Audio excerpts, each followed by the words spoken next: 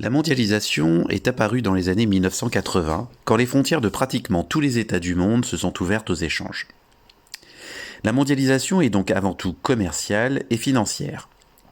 Elle crée, à l'échelle mondiale, une interconnexion croissante des territoires, des économies et des hommes.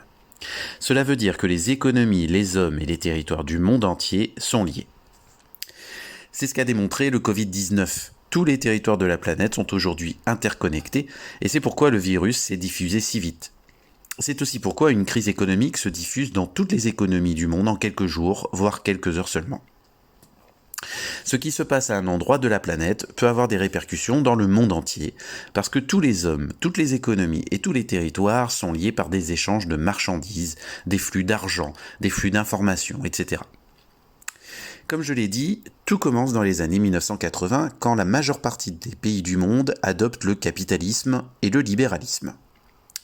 Le capitalisme est une idéologie qui prône la liberté d'entreprendre et la liberté du marché. Cela signifie que chacun peut créer une entreprise et est libre de faire du commerce avec n'importe qui.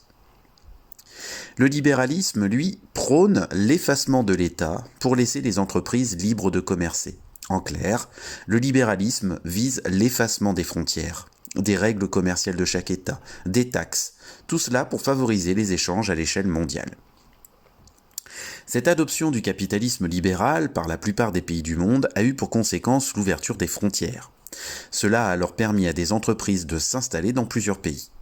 De telles entreprises présentes dans plusieurs pays sont appelées des FTN, firmes transnationales.